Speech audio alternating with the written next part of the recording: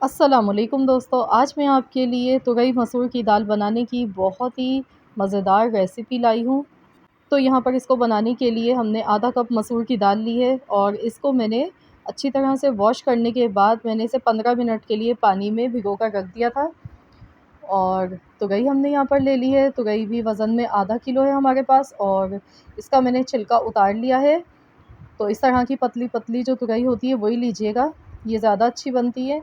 और एक जो मोटी वाली तुरई आती है ना, तो वो बिल्कुल भी अच्छी नहीं लगती है और पकने के बाद उसमें इतना अच्छा जायका भी नहीं होता है। तो इस तरह की पतली-पतली फ्रेश तुरई लीजिएगा और इसका छिलका उतारने के बाद आपने इस तरह से गोल-गोल पीसेज़ में इसको काट लेना है। और तुरई को पहले ही आपने वॉश करना है, बाद में काटने के बाद इसको वॉश नहीं करते हैं। तो जो बिगनर्स हैं उनके लिए मैं बता रही हूँ, जो नई लड़कियाँ हैं, जो अभी कुकिंग सीख रही हैं। तो यहाँ पर देखिए बस इस तरीके से मैंने मीडियम साइज़ में इनको काटा है, ना बहुत ज़्यादा मैं पतला काट रही हूँ और ना ही बहुत ज़्यादा मोटा काट रही हूँ। तो इस तरह के टुकड़ों में बस इसको काट लेते हैं।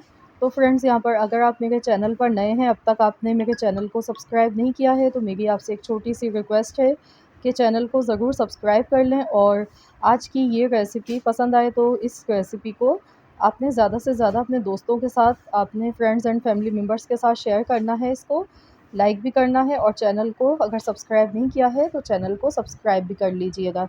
तो यहाँ पर देखिए तुरई को हमने काट लिया है, तो चलिए पकाना शुरू करते हैं। तो इसके लिए सबसे पहले हमें मस्टर्ड ऑयल चाहिए, यानी कि सरसों का तेल। इसी में ये दाल बनाई जाती है और इसका सही से फ्लेवर आता है निकल कर। तो मैंने यहाँ पर 2 टेबल स्पून के करीब सरसों का तेल लिया है। इसे खूब अच्छी तरह पहले गरम करेंगे, इसमें से स्टीम निकलने लगेगी। जब धुआँ निकलेगा उसके बाद गैस का फ्लेम बंद करेंगे और इसे ठंडा करेंगे। यहाँ देखिए इसमें से धुआँ निकलना शुरू हो चुका है, इसका कलर भी देखिए चेंज हो चुका है। तो जो सरसों के तेल का कच्चापन होता है, इस तरह वो ख़त्म हो जाता है। अब इसमें हम हींग डालेंगे। तो यहाँ पर हींग का एक छोटा-सा पीस मैंने लिया है। इससे बहुत ज़बरदस्त फ्लेवर आएगा इस दाल का। और साथ में आधा चम्मच साबुत ज़ीरा डालेंगे। इसको कड़कड़ा लेते हैं। इसके बाद हम इसमें 1 चम्मच लहसुन का पेस्ट और 1 चम्मच अदरक का पेस्ट डालेंगे और फ़ौरन से इसको मिक्स कर लेते हैं।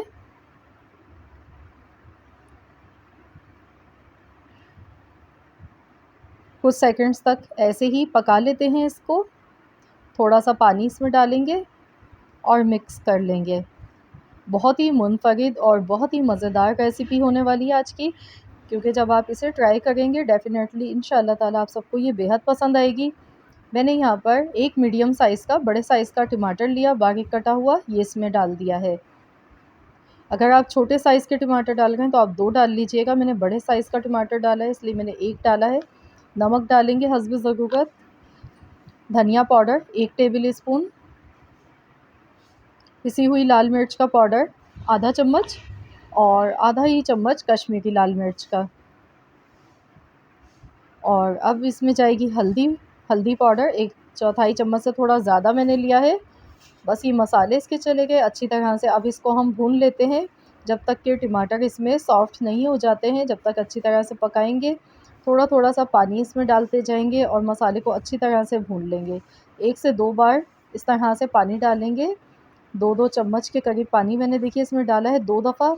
और मसाला देखिए अच्छी तरह से हमारा यहाँ पर पक चुका है। टमाटर देखिए बिल्कुल इसमें सॉफ्ट हो चुके हैं। तो बस इसी तरह का हमें ये मसाला चाहिए इसका। तो यहाँ पर देखिए ऑयल इसका ऊपर सरफेस पर दिखने लगा है, तो इसमें अब हम मसूर की दाल डाल देंगे। मसूर की दाल को भिगोकर डालने से ये होता है कि ये कम टाइम में जल्दी गल जाती है। अदरवाइज़ अगर आप इसको डायरेक्ट ही डालेंगे तो दाल को गलने में थोड़ा-सा टाइम ज़्यादा लग जाता है। तो मैं तो यही आपको प्रेफ़र करूँगी कि आप दाल को पहले भिगो दें, कोई-सी भी दाल हो पहले से भिगो दें, उसके बाद आधे घंटे या 20 मिनट भी अगर भिगो लेंगे उसके बाद बनाएँगे तो वो जल्दी भी बनेगी और ज़्यादा अच्छी बनती है दाल। तो यहाँ पर अब मैंने इसमें तुरई ऐड कर दी है, तो इसे भी अच्छी तरह से मिला लेते हैं।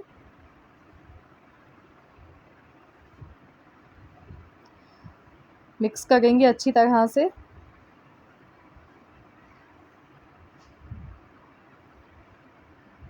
और अब हम इसमें हस्ब ज़रूरत पानी डालेंगे इतना कि इसमें दाल और तुरई दोनों अच्छे से पक जाएँ। तो मैं यहाँ पर तकरीबन 2 से ढाई गिलास के करीब पानी इसमें डाल गई हूँ।